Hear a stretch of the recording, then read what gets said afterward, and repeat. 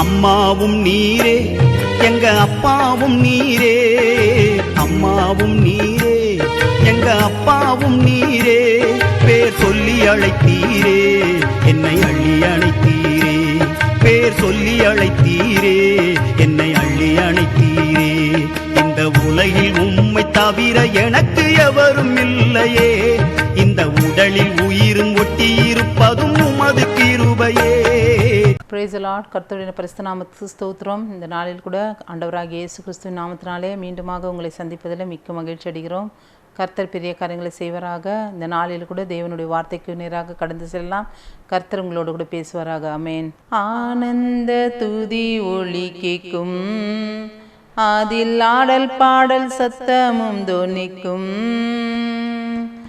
ஆனந்த துதி ஒலி கேட்கும், அதில் ஆடல் பாடல் சத்தமும் தொனிக்கும், ஆகாய விண்மீனாய் அவர் ஜனம் பெருகும், ஆண்டவர் வாக்கு பலிக்கும், ஆகாய விண்மீனாய் அவர் ஜனம் பெருகும், ஆண்டவர் வாக்கு பலிக்கும். மகிமைப்படுத்துவேன் என்றாரே, மகிபனின் பாசம் பெருதே, மகிமைப்படுத்துவேன் என்றாரே, மகிபனின் பாசம் பெருதே, மங்காத புகழுடன் வாழ்வோம், மாட்சிமை பெற்று உயர்வோம், குன்றிட மாட்டோம் குறுகிட மாட்டோம், கரையில்லா தேவனின் வாக்கு, ஆஹா குன்றிட மாட்டோம் குறுகிட மாட்டோம், கரையில்லா தேவனின் வாக்கு. ஆனந்த துதி ஒலி கேட்கும், அங்கு ஆடல் பாடல் சத்தமும் தொனிக்கும், ஆகாய விண்மீனாய் அவர் ஜனம் பெருகும், ஆண்டவர் வாக்கு பலிக்கும். யாக்கோபு நடுங்கிடுவானோ, யாக்கோபின் தேவன் துணையே, யாக்கோபு நடுங்கிடுவானோ, யாக்கோபின் தேவன் துணையே, அமளிக்கை வாழ்வை அழைப்போம், ஆண்டவர் மார்பில் சுகிப்போம், பதறாத வாழ்வும் சிதறாத மனமும் பரிசாக தேவன் அருள்வா, ஆஹா பதறாத வாழ்வும் சிதறாத மனமும் பரிசாக தேவன் அருள்வா. ஆனந்த துதி ஒலி கேட்கும், அங்கு ஆடல் பாடல் சத்தமும் தொனிக்கும், ஆகாய விண்மீனாய் அவர் ஜனம் பெருகும், ஆண்டவர் வாக்கு பலிக்கும், ஆகாய விண்மீனாய் அவர் ஜனம் பெருகும், ஆண்டவர் வாக்கு பலிக்கும். ஆமென். கர்த்தருடைய ஜனங்கள் தங்களை தாழ்த்தி தேவனுடைய சமூகத்தில் ஜெபம் பண்ணும் பொழுது கர்த்தர் நம்மளுடைய ஜெபத்தை கேட்குறவராக இருக்கிறார். இந்த வேலையிலும் கூட நமக்காக தன் ஜனங்களுக்காக கிரியை செலுத்துங்கள், தேசத்திற்காக கிரியை செலுத்துங்கள் அப்படின்னு சொல்லிட்டு இந்த வார்த்தைகளை நம்ம தியானிக்கலாம். எஸ்தர் 4ஆம் அதிகாரம் 14ஆம் வசனம். மொர்தெகாய் எஸ்தருக்கு திரும்ப சொன்னது, நீ ராஜாவின் அரண்மனையில் இருக்கிறதினால் மற்ற யூதர் தப்பக்கூடாதிருக்க நீ தப்புவா என்று உன் மனதிலே நினைவு கொள்ளாதே. நீ இந்த காலத்தில் மௌனமாக இருந்தால் யூதருக்கு சகாயமும் இரட்சிப்பும் வேறொரு இடத்திலிருந்து எழும்பும். அப்பொழுது நீயும் உன் தகப்பன் குடும்பத்தாரும் அழிவீர்கள். நீ இப்படிப்பட்ட காலத்துக்கு உதவியாக இருக்கும்படி உனக்கு ராஜமேன்மை கிடைத்திருக்கலாமே, யாருக்கு தெரியும் என்று சொல்ல சொன்னான். கர்த்தருடைய சமூகத்தில் நாம் இன்றைக்கு நின்று இருக்கிறோம். நம்மை கர்த்தர் இவ்வளவா ஆசீர்வதித்திருக்கிறாரு, அது எதற்காக அப்படின்னு சொல்லிட்டு நம்ம யோசிக்கணும். அப்போது கர்த்தர் நம்மளை ஆசீர்வதித்திருக்குவார். அந்த ஆசீர்வாதத்தை நம்ம சரியாக யூஸ் பண்ணிக்க மாட்டோம். அந்த ஆசீர்வாதத்துக்கான நமக்கு கொடுத்துருக்கிற தகுதிக்கு, திறமைக்கு, தேவன் கொடுத்துருக்கிற ஆசீர்வாதத்துக்கு நாம் வந்து உண்மையாக இல்லாமல், நாம் வந்து ஏதோ என்னால் இந்த திறமை எனக்கு கிடைச்சதுனாலையோ, இந்த பதவி எனக்கு கிடைச்சதுனால, இந்த ஆசீர்வாதம் எனக்கு கிடைச்சது அப்படின்னு சொல்லிட்டு நான் மேன்மையாக இல்லாமல் கர்த்தருடைய சமூகத்தில் உண்மையாக இருக்கிறவர்களாக இருக்கணும். இப்போது ஒரு ஒரு குடும்பத்தில் ஒரு சகோதரனை வந்து கர்த்தர் ஆசீர்வதித்திருக்கிறாரு அப்படின்னு சொன்னாக்கா, அந்த சகோதரன் தன்னை குறைவுள்ள சகோதரனை நேசிக்கவோ, அவனை பராமரிக்கவோ, அவனுக்கு உதவி செய்யவும் தான் கர்த்தர் நம்மளை ஆசீர்வதிச்சிருக்கிறாருன்னு நினச்சிக்கோங்க. அப்போது நாம் வந்து அவர்களுக்கு கொடுக்கணும். எப்படின்னா அளந்து தான் கொடுக்கணும். அளவில்லாமல் நம்ம கொடுக்கும் பொழுது அது வந்து நம்மளுக்கு வந்து கன்னியாக மாறும்.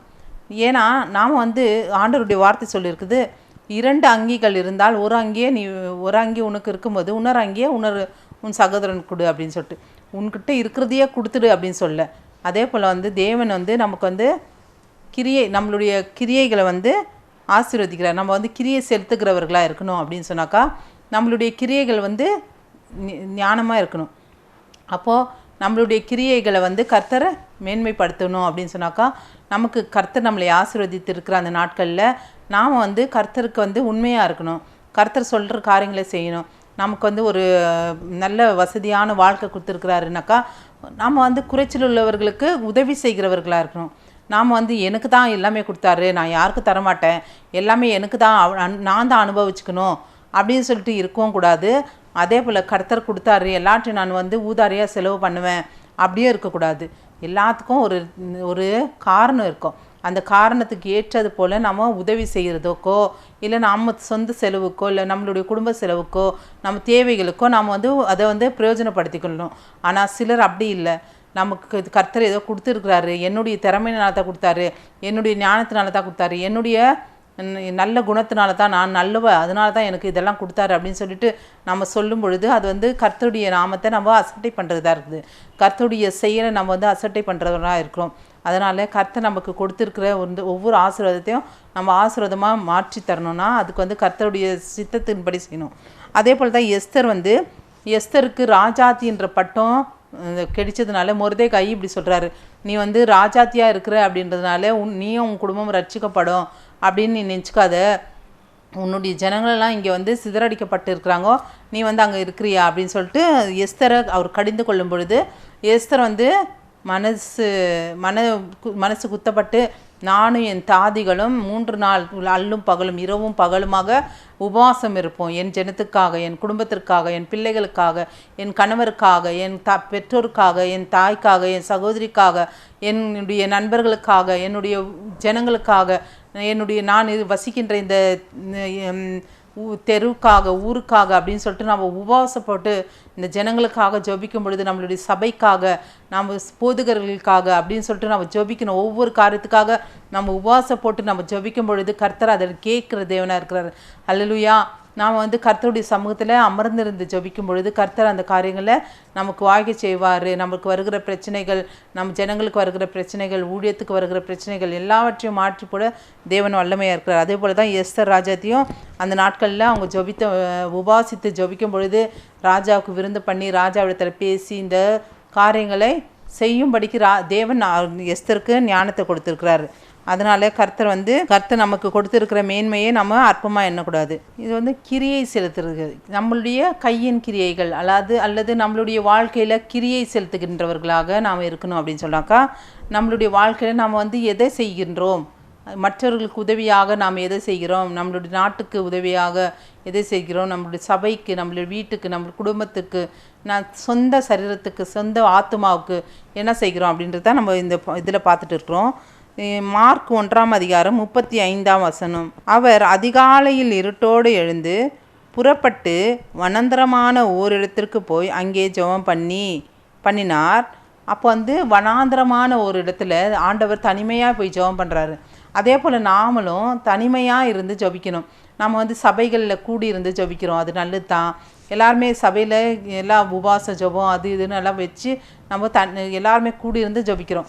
அதில் எல்லாருமே எத்தனை பேர் உண்மையாக ஜெபிக்கிறாங்கன்னு தெரியாது. சிலர் வந்து சிலருடைய வாய்களை பார்த்துருப்பாங்க, சிலர் வந்து சிந்தனை வேறு பக்கமாக இருக்கும். அதனால் இந்த ஜெபங்களும் இருக்கணும். வாரத்தில் ஒரு நாள் உபவாசிக்கிறோமா, உபவாச ஜெபம் இருக்கணும். சபை கூடுதலில் இருக்குது, செவ்வாய்க்கிழமை ஜெபம், புதன்கிழமை ஜெபம் அப்படின்லாம் இருக்குது. தினந்தோறும் ஜெபத்தில் நடந்துனாலும் தனிமையாக ஒரு அரை மணி நேரமாச்சும் உட்காந்து ஆண்டவருடைய பாதத்தில் நம்ம ஜெபிக்கணும். ஆண்டவரே, நீர் எனக்கு கொடுத்துருக்குற எல்லா காரியத்துக்காக நன்றி ஆண்டவரே, நான் இந்த நாளில் இந்த காரியங்களை செய்கிறேன்னு அதுக்காக நன்றி, என் வாழ்க்கையில் இப்படியெல்லாம் பெரிய காரியங்களை நீங்கள் செஞ்சுருக்கிறீங்க அதுக்காகலாம் நன்றி அப்படின்னு சொல்லிட்டு நம்ம நன்றி சொல்லும் பொழுது கர்த்தரோடு நம்ம தனிமையாக பேசுகிறவர்களாக இருப்போம். அந்த டைமில் ஒரு 2 அதிகாரத்தை நம்ம வாசிக்கலாம். அந்த 2 அதிகாரத்தில் 2 வசனம் நம்ம கூட பேசுவோம். அந்த வசனத்தை நம்ம குறித்து அந்த வசனத்தின் மூலமாக கர்த்தர் நம்ம கூட என்ன பேசுகிறாரு அப்படின்னு சொல்கிறத நம்ம டிஸ்கஸ் பண்ணலாம். நம்ம ஃப்ரெண்ட்ஸோடவோ இல்லை ஃபேமிலியோடவோ நம்ம ஊழியக்காரர்களோட நம்ம கேட்கும் பொழுது அந்த காரியத்தில் இன்னும் நம்மளுக்கு அதிகமான ஞானம் கிடைக்கும், அதிகமான வெளிப்பாடுகள் கிடைக்கும். அப்படி நம்ம வந்து நம்மளுடைய ஜெப வாழ்க்கையை நம்ம பண்ணிக்கலாம். அடுத்ததாக, இயேசு தம்முடைய வாழ்வில் ஜெபிக்கும் வழியை கற்றுக்கொண்டார். நாமும் ஜெபிக்க வேண்டும் என்று தான் அந்த உபவாச ஜெபத்தை நம்மளுக்கு வச்சிருக்கிறாரு இல்லையா? அதனால் நாம் வந்து தேவனோடு கூட இணைந்து வாழணும். அப்படின்னாக்கா நாம் ஜெபத்தை அனுதினமும் ஜெபிக்கணும். தனிமையான ஜெபம் ரொம்ப முக்கியம். இப்போ வந்து நாமளை வந்து நிறைய ஜெபத்தில் அதிலெல்லாம் கலந்துட்டு இருக்கோம் இல்லையா? ஆனால் அதை தவிர நம்ம தனிமையாக ஒரு அரை மணி நேரமாச்சு ஆண்டவருடைய சமூகத்தில் உட்காந்து நம்ம ஜெபிக்கும் பொழுது அது ரொம்ப ஆசீர்வாதமாக இருக்கும். ஹல்லேலூயா. சங்கீதம் 5:3 கர்த்தாவே, காலையிலே என் சத்தத்தை கேட்டருள்வீர், காலையிலே உமக்கு நேரே வந்து ஆயத்தமாகி காத்திருப்பேன். நம்ம காலையில் நல்லா தூக்கம் வரும். எல்லாம் இந்த கிளைமேட்டுக்கு பனி ஒரு பக்கம், மழை ஒரு பக்கம் பெய்தா, மத்தியானம்லாம் ரொம்ப வெயில், செமையாக சூடு தூக்கி வாரி போடுது, நெருப்பு மேலே கொட்டுற மாதிரி நம்மளால் இருக்க முடியுது. வேர்த்து எத்தனை வாட்டி குளித்தாலும் மறுபடியும் வேர்த்து உடம்பெல்லாம் நனைஞ்சு போவோம். ஆனால் அந்த ராத்திரியெல்லாம் தூக்கமே வராது. அந்த டைமில் பிறண்டு நம்ம காலையில் சீக்கிரமாக எழுந்திக்கணுமே, நம்ம காலையில் எழுந்திரிச்சு அதிகாலை ஜெபிக்கணும், இல்லை காலையில் வேலை செய்யணும், காலையில் வேலைக்கு போகணும் அப்படின்னலாம் நினச்சிட்டு நம்ம நைட்டில் சீக்கிரமாக தூங்கலாம் அப்படின்னு சொல்லிட்டு போய் படுக்கையில் போய் படுத்தாலும் 2 மணி நேரம் புரண்டு படுத்தாலும் தூக்கம் வராது. அந்த புரண்டு படுக்கிற நேரத்துலையே நம்மளுக்கு வந்து கோவம் வரணும், டென்ஷன் ஆகிடும். என்னடா இப்படி தூக்கமே வராமல் இருக்குது, காலையில் வர ஏந்திக்கணுமே அப்படின்னு யோசித்து எப்படியோ ஒரு 2 மணிக்கு அப்புறமா ஒரு வழியாக தூங்கிடுறோம். தூங்கிட்ட பிறகு காலைல 4 மணிக்கோ இல்லை 5 மணிக்கோ ஏந்திரிச்சு நம்ம ஜெபிக்கணும் அப்படின்னு சொல்லும் போது அந்த நேரத்தில் கர்த்தர் எழுப்புவார். மகளே, எந்திரி, ஜெபிக்கிறேன்னு சொன்னேன் இல்லையா, நீ வாக்குத்தத்தம் பண்ணியிருக்கிறப்பா, எந்திரி ஜெபம் பண்ணு அப்படின்னு சொல்லிட்டு எழுப்பி விடுவார். நம்மளுக்கா உடம்பு படுத்துந்து அப்படியே எழும்பவே முடியாது. எப்படி இருக்கோனாக்கா, இன்னும் கொஞ்சம் நேரம் இந்த 5 மணி வராமலே இருக்கணுமா, இந்த ப்ரேயர் டைம் வராமலே இருக்கணுமே, இன்னும் கொஞ்சம் நேரம் நான் தூங்கணுமே அப்படின்னு தான் இருக்கும்.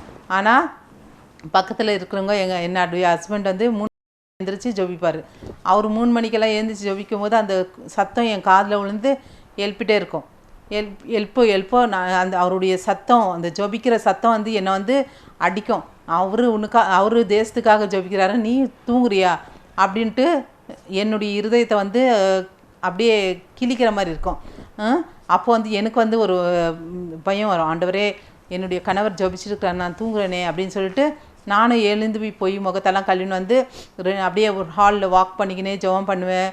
அந்த மாதிரியெல்லாம் பண்ணும்பொழுது எப்படியாச்சும் ஒரு 1.5 மணி நேரமோ ஒரு மணி நேரமோ ஆண்டவருடைய பாதத்தில் இருந்து ஜெபம் பண்ணிவிட்டு ஒரு 2 வசனங்களை வாசிச்சுட்டு, எசப்பா இந்த நாளுக்கான நாளை ஆசீர்வதிங்க அப்படின்னு சொல்லிட்டு ஆண்டவரோட பேசும் பொழுது அதுக்கப்புறமா நம்மளுக்கு ஒரு சமாதானம் வரும். நிம்மதியாக கொஞ்ச நேரம் மற்றபடி கொஞ்ச நேரம் இருந்துட்டு மறுபடியும் நம்மளுடைய ரொட்டீன் வேலையை நம்ம ஆரம்பிக்கலாம். அதுபோல் நீங்களும் அதிகாலையில் எழுந்து ஜெபிக்கிறதுக்கோ உங்கள் பிள்ளைகளை அதிகாலையில் எழுப்புறதுக்கோ கற்றுத்தாங்க. இப்போ ரொம்ப வந்து யாருமே அதிகாலையில் ஏந்திக்கிறதில்ல. இப்போ எல்லாரோடைய டைம் வந்து நைட்டு 2 மணிக்கு தூங்குறது, காலையில் 1 மணிக்கு 2 மணிக்கு அந்த மாதிரி தான் ஏந்திருக்குது. இதுதான் அதிகாலையாக ஆகிட்டு இருக்குது. எல்லாமே மாறி போச்சு. அதனால் நம்மளுடைய ஆரோக்கியம் கெட்டு போகுது. நம்மளுடைய வாழ்க்கையுடைய ஸ்டைல் மாற நம்மளுடைய சரீரத்தினுடைய காரியங்கள் எல்லாம் மாறிட்டே இருக்குது. இது ஒத்து வர மாட்டேங்குது. அதனால் நம்ம வந்து நல்ல விஷயங்களை நம்ம கடைபிடிக்கணும். அடுத்ததாக லூக்கா 6:13 பார்ப்போமா? பொழுது விடிந்த போது அவர் தம்முடைய சீஷர்களை வரவழைத்து அவர்களில் 12 பேரை தெரிந்து கொண்டு அவர்களுக்கு அப்போஸ்தலர் என்று பெயரிட்டார். லூக்கா 6:12. அந்நாட்களில் அவர் ஜெபம் பண்ணும்படி ஒரு மலையின் மேலேறி முழுவதும் தேவனை நோக்கி ஜெபம் பண்ணி கொண்டிருந்தார். ஹல்லேலூயா. அப்போ வந்து முழுவதுமாக தேவன் ஜெபம் பண்ணுறாரு. எதுக்காக அப்படின்னாக்கா, தன்னுடைய ஊழியத்தில் பார்ட்னரை சேர்க்கணும். தேவன் வந்து தன் பிதா வந்து கொடுத்த வேலையை இயேசு கிறிஸ்து தனிமையாக செய்ய முடியாது இல்லையா? அதுக்கு நம்மளுக்கு நண்பர்கள், உறவினர்கள் எல்லாம் வேணும். இந்த பூமியில் நம்ம வாழணும் அப்படின்னால கூட நம்மளுக்கு வந்து நண்பர்கள், உறவினர்கள் எல்லோரும் வேணும். எனக்கு யாருமே வேணாம், நான் தனி மரமாக இருப்பேன், எனக்கு சொந்த பந்தம் வேண்டாம், காசு பணம் இருந்தால் தான் சொந்த பந்தம்லாம் வருதுன்னு சிலர் வந்து அக்கா தங்கச்சிங்களா, அண்ணன் தம்பிங்களெல்லாம் விட்டு தூரமாக இருப்பாங்க. அவங்களுக்கு சொல்கிறேன், தயவுசெய்து உங்களுடைய பணமெல்லாம் கொஞ்ச நாளைக்கு தான், அதெல்லாம் ஒரு நாள் வரும்பொழுது மாறிடும். நம்ம வாலிபம் இருக்கும் பொழுது தான் நம்மளுடைய பெருமை, புகழ் அதெல்லாம் நம்மளை சூழ்ந்திருக்கும். அடுத்து நம்மளுடைய வயசு ஆக ஆக நம்மளுக்கு வந்து துணை தேவைப்படும், நம்மளுடைய சொந்த பந்தங்கள் தேவைப்படும். நம்மளை நேசிக்க யாரும் இல்லையே, என்னோட கூட பேச யாரும் இல்லையே. நான் வாலிப நாட்களில் நம்மளுக்கு வந்து ஃபோன் பண்ணுறதுக்கு நிறைய ஃப்ரெண்ட்ஸுங்க இருப்பாங்க. நம்ம ரொம்ப பிஸியாக இருப்போம் வேலையிலையோ படிப்பிலையோ அந்த மாதிரி. அதுக்கப்புறமா ஒரு ஸ்டேஜ் வந்த பிறகு நம்மளுக்கு வந்து வேலையில் நம்ம ரொம்ப பிஸியாக இருப்போம். அதுக்கப்புறமா ஒரு ஸ்டேஜ் வரும்போது நம்ம ஃபேமிலியில் ரொம்ப பிஸி ஆகிடுவோம். அதுக்கப்புறமா கொஞ்சம் நாள் ஒவ்வொரு ஸ்டேஜுக்கு வரும்போது நம்மளுக்கு வந்து தனிமையாக இருக்கும். அந்த டைமில் யாராச்சும் நம்ம கூட பேசுறதுக்கு வருவாங்களா அப்படின்னு சொல்லிட்டு இருப்போம். ஆனால் அப்போது நம்மக்கிட்ட வந்து பேசணும் அப்படின்னு நினைக்கும்போது நான் செஞ்ச காரியங்கள் தான் அவங்களுக்கு நினைவில் வரும், நான் பேசின வார்த்தைகள் தான் நினைவில் வரும். அது அப்படி இல்லாமல் நாம் வந்து நம்ம ஒரு காரியத்தை செஞ்சோம்னா அதை வந்து அப்போ தப்பாக செஞ்சுடுவோம், தவறி செஞ்சுடுவோம், தெரியாமல் செஞ்சுடுவோம். அதை வந்து மனசுலேயே வச்சுக்கிட்டு குறுகுறுன்னு இருந்து அதை பற்றியே நம்ம வருஷ கணக்காக பேசியிருந்தோம்னா அது வந்து ஒரு வியாதியை தான் கொண்டு வரும். இப்போ அநேகருக்கு வியாதி ஏன் வருதுன்னா அவங்க மனசுக்குள்ளே இருந்து ஒரு கசப்பை எடுத்து போட மாட்டாங்க. நான் மெசேஜ் கொடுக்கும் பொழுது முன்னாடி கூட ஒரு வார்த்தை சொல்லியிருக்கிறேன், இந்த மனசுக்குள்ளவே வச்சுன்னு கோபம், வைராக்கியம், வஞ்சகம்லாம் வச்சுன்னு இருந்தோம்னா அது வந்து நம்மளுக்குள்ள வியாதியை கொண்டு வரும். இந்த கேன்சரெல்லாம் எப்படி வருது? அது ஒரு விஷத்தன்மையை கொண்டு இருதயத்தில் ஊற்றும் போது வயிற்றுக்குள்ளே போய் அது விஷத்தை உண்டாக்கி அது வந்து அது வந்து ஒரு வியாதியை கொண்டு வருது. அப்படி தான் கிட்னி ஃபெயிலியரு, அப்புறமா கொலஸ்ட்ரால், அது எதுன்னு என்னென்னமோ வியாதிகள்லாம் வருது. அதனால் நம்ம வந்து இருதயத்தை வந்து சுத்தமாக வச்சுக்கணும், நம்மளுடைய சிந்தனையை சுத்தமாக வச்சுக்கணும். யார் மேலேயும் பகையை வச்சுக்காதீங்க, தயவுசெய்து சொல்கிறேன். நம்ம வாழ்கிற வாழ்க்கை கொஞ்சம் நேரம் தான். இப்போ கொரோனா வந்து எத்தனை ஜனங்க செத்து போனாங்க, யாரையாச்சும் நம்ம திரும்ப பார்க்க முடியுமா? யாரையாச்சும் நம்ம திரும்ப சந்திக்க முடியுமா? எல்லாமே போனாங்க. எத்தனையோ பணக்காரங்க, எத்தனையோ சொத்து படித்தவங்க, எல்லாமே பெரிய பெரிய பலவான்களெல்லாம் அந்த கொரோனா வியாதி அடிச்சிட்டு போச்சு. நம்மளாம் ஏமாத்திரும், நம்மளை வச்சுருக்கிறதுனா கர்த்தருடைய கிருபையினால தான். இன்றைக்கி நான் இந்த இடத்துல நின்று பேசும்பொழுது ஒரு 10 பேர் இந்த வார்த்தையை கேட்குறீங்கனாக்கா அந்த வார்த்தையில் ஒரு 2 பேராச்சும் மனம் திரும்ப மாட்டிங்களா? அதுக்காக தான் தேவன் என்னை உயிரோடு வச்சுருக்கிறாரு சொல்லுங்கள். அதே போல் தான் உங்களையும் உயிரோடு வச்சிருக்கிற காரணம் வந்து ஏதோ ஒரு நாள் நீங்கள் ஒரு திருந்துவீங்கோ, மனம் திரும்புவீங்கோ, உங்களுடைய இருதயத்தில் இருக்கிற கசப்பெல்லாம் மாறும், நீங்கள் வந்து எல்லார்ட்டையும் அன்பாக இருப்பீங்க அப்படின்னு சொல்லிட்டு. யார் மேலேயும் பகையும் கசப்பை வச்சுட்டு நம்ம வாழ முடியாது. எல்லாமே அப்போதுக்கப்போ ஒரு சண்டை போடுறோமா, ஒரு கோபம் இருக்குதா, ஒரு திட்டிக்கிறோமா, ஏதாச்சும் ஒரு பண்ணுறோமா, ஒரு பகை இருக்குதா, அதை வந்து அன்றைக்கே மறந்துடணும். அதை வந்து நாளைக்கு நான் மன்னிப்பு கேட்குறேன், இன்றைக்கி மன்னிப்பு கேட்குறேன் அப்படின்லாம் சொல்லக்கூடாது. சாரி, நான் ஏதோ தப்பாக பேசிட்டேன், தெரியாமல் டென்ஷனில் பேசிட்டேன், எனக்கும் ஏதோ ஒரு டென்ஷன் அப்படின்னு சொல்லிட்டு நம்ம வந்துடணும். அது வந்து நம்ம வந்து அநேகமாக நம்ம ஹஸ்பண்ட் அண்ட் ஒய்ஃப்குள்ளே, மாமியார் மருமகளுக்குள்ளே, அம்மா பொண்ணுக்குள்ளே, அந்த மாதிரி அக்கா தங்கச்சிங்களுக்குள்ளே நிறைய வரும். அப்போ வந்து நம்ம அதை வந்து மனசுலேயே வச்சுக்கணும், நீ என்ன இப்படி பண்ணலை, நான் உன்கிட்ட பேச மாட்டேன் போ அப்படின்னு சொல்லிட்டு திரும்பின்னு போகிறது. அதெல்லாம் எது தமாஷுக்கு இருக்கும். கொஞ்சம் ஒரு அதாவது சினங்கள் அப்படின்னு சொல்லுவாங்க இல்லையா, அதுவும் ஒரு செல்லமான கோபம் அப்படின்னு, நீ என்கிட்ட இப்படி பண்ணலை, நான் உன்கிட்ட பேச மாட்டேன் அப்படின்னு சொல்லிட்டு நம்ம சில டைமில் பண்ணுவோம். அதே வந்து ரொம்ப அதிகமாக பண்ணும்போது அது பகையை உண்டாக்கிடும். சரி, நானும் தப்பு செஞ்சேன், நீயே தப்பு செஞ்ச, ஓகே பரவாயில்ல, 2 பேரும் மன்னிச்சுக்குவோம் அப்படின்னு சொல்லிட்டு மறுபடியும் நம்மளுடைய ஸ்நேகத்தை, அன்பை கர்த்தருக்குள்ளாக காண்பிக்கும் பொழுது நமக்குள்ளே இருக்கிற வைராக்கியங்கள் ஒன்றும் இருக்காது. வருஷ கணக்காக வச்சுக்கிட்டு இருந்தாக்கா அது குடும்பத்துக்கும் கேடு. அடுத்து நம்மளுடைய ஜென்ரேஷனும் வரும்பொழுது என்னத்துக்காக நீங்கள் அவங்கள்ட்ட பேசலை அப்படின்னு சொல்லும் பொழுது அதுவும் அந்த பிள்ளைங்களுக்கு நம்ம சொல்லும் பொழுது அதுவும் அந்த பிள்ளைங்களுக்கு வந்து ஒரு எக்ஸாம்பிளாக மாறிடுது. அந்த பிள்ளைங்க அப்படி தான் கற்றுக்குன்னு வருவாங்க. முன்னாடியெல்லாம் நம்ம சினிமாலாம் பார்க்கும்பொழுது நம்ம வந்து அந்த சினிமாவில் வர இதை பார்த்துருக்குறோம். எத்தனையோ வருஷத்துடைய பகைகளை வந்து அவங்க பேர குழந்தை வந்து பகை தீர்ப்பான். அப்போ வந்து முன்னோருடைய பகையை அப்புறம் அவனுடைய தலைமுறை 3ஆம் 4ஆவது தலைமுறை வந்து அந்த பாவத்தை அவனுக்கு சுமக்க அவங்க கற்றுத்தராங்க. இப்படி இருக்கக்கூடாது. நம்ம வந்து 3ஆம் 4ஆம் தலைமுறைக்கு வந்து நன்மையானது சொல்லித்தரணும். நம்மளுடைய பிள்ளைகள் நாம் ஒழுங்காக இருந்தால் தான் நம்மளுடைய பிள்ளைகளுக்கு நல்லது சொல்லித்தருவோம். அதே போல் நம்ம பிள்ளைகள் வந்து அவங்க பிள்ளைகளுக்கு நல்லது சொல்லி தருவாங்க. இன்றைக்கு எனக்கு வந்து யார் மேலேயும் ஒரு கோபமே இருக்காது. ஏன்னா எனக்கு வந்து ஆண்டவர் கொடுத்துருக்குற ஒரு பெரிய கிருபை இதுதான். யாரையும் எனக்கு வந்து கோபமாக வச்சுக்க முடியாது. எனக்கும் என் புருஷனுக்கு சண்டாச்சுன்னா கொஞ்ச நேரத்தில் நான் அவர்கிட்ட பேசிடுவேன். அதே போல் எங்கள் மாமியார் கூட எனக்கும் ஏதாச்சும் மூஞ்சி திருப்பின்னு போனாங்கனால கூட சரி போட்ட விடு, அவங்களுக்கு ஏதோ டென்ஷனு, நம்ம ஏதோ தப்பு செஞ்சுருக்குறோம், அவங்க வந்து என் மேலே கோமக்கிறாங்க அப்படின்னு சொல்லிட்டு கொஞ்ச நேரத்தில் நாங்களும் பேசிக்குவோம். அதே போல் வந்து எல்லா ஃப்ரெண்ட்ஸுங்க கூடவே இல்லை எங்கள் அக்கா தங்கச்சிங்க கூட எல்லாமே நானும் அப்படி தான். அந்த மாதிரி இருக்கும்போது எனக்கு வந்து என் மனசில் எந்த ஒரு குற்ற உணர்வும் இருக்காமல் நான் எப்போ அவங்கக்கிட்ட பேசும்பொழுது ஜாலியாக சந்தோஷமாக தான் பேசுவேன். அதே போல் வந்து நான் என் கூட சேர்றவங்களுக்கு எல்லாம் தான் இது பண்ணேன். இப்போது எங்களுக்கு குழந்தை இல்லை, நாங்கள் வந்து அந்த குழந்தைங்களுக்கு நாங்கள் வந்து நல்ல காரியங்களை சொல்லி தரணுன்ட்டு தான் நாங்கள் எங்களுடைய இளமை வயசுலேருந்து நாங்கள் நினச்சிட்டு இருந்தோம். என்னுடைய வாலிப நாட்களில் நான் வந்து அப்படி தான் நினச்சிருந்தேன். ஏன்னா எங்கள் அம்மா வந்து எங்கள் அம்மா வந்து எங்களுக்கு அப்படி தான் சொல்லி கொடுத்தாங்க.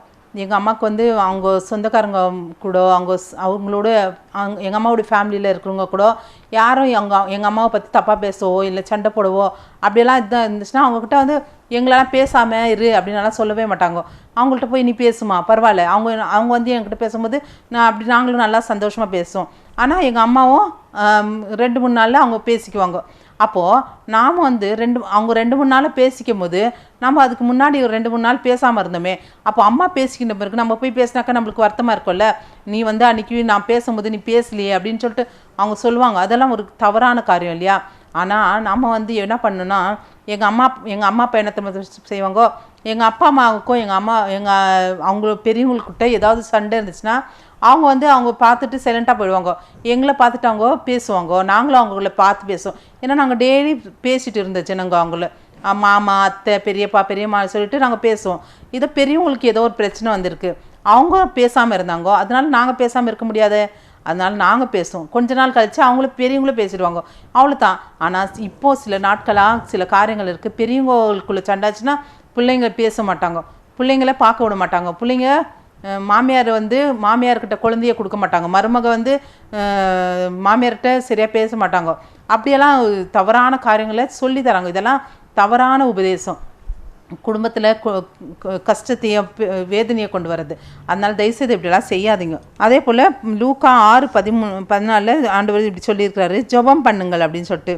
அப்போது சகைவு தன்னுடைய குடும்பத்திற்காக நான் குடும்பத்தில் அநியாயமாக வாங்கியிருந்தேன், அதை வந்து தேவனுடைய சமூகத்தில் நான் கொடுத்துருவேன் அப்படின்னு சொல்லிட்டு சகைவு ஒரு பொருத்தனை செய்திருக்கிறாரு. அப்போ வந்து நம்மளும் அநியாயமான காரியங்களை ஏதாவது செய்திருந்தோம்னா கர்த்தருடைய சமூகத்தில் நம்ம அறிக்கையிட்டு ஜெபம் பண்ணி நாம் இந்த காரியங்களை இது பண்ணிடலாம். ஆமாம், சரி. கர்த்தர் மட்டுமா நம்மளே நடத்தினார். கர்த்தருடைய பரிசுத்த நாம ஸ்தோத்திரம். கர்த்தர் பெரிய காரியங்களை செய்வாராக. ஆண்டவரே, இந்த வார்த்தைகள் மூலமாக என் தேவனாகிய கர்த்தாவே, அப்பா உம்முடைய பிள்ளைகளை கர்த்தாவே நீர் ஆண்டவரே வழிநடத்திருக்கிறீர் என்று நாங்கள் விசுவாசிக்கிறோம். கர்த்தர் இந்த வார்த்தைகள் மூலமாக உம்முடைய பிள்ளைகளோடு பேசுவீராக. உம்முடைய வேத வசனங்கள் சத்தியம் ஆண்டவரே. உம்முடைய வேத வசனங்களுக்கு கர்த்தாவே அப்பா வசனங்கள் ஒவ்வொன்றும் எங்களை காண்கிறதாக, எங்களை நோக்கி பார்க்கிறதா இருக்கிறது ஆண்டவரே. அவைகள் ஜீவனுள்ள வார்த்தை என்பதை நாங்கள் அறிந்திருக்கிறோம் ஆண்டவரே. அப்பா இந்த ஜீவனுள்ள வார்த்தை கேட்டுக்கொண்டு இருக்கிற ஒவ்வொரு பிள்ளைகளுடைய வாழ்க்கையிலும் ஆண்டவரே ஒரு ஜீவனை தந்து அற்புதத்தை செய்ய போவதற்காக நன்றி ஆண்டவரே. பெரிய காரியங்களை செய்வீராக. ஆசீர்வாதம் வழிநடத்தும் இயேசு நாமத்தில் ஜெபிக்கிறேன் பிதாவே, ஆமென்.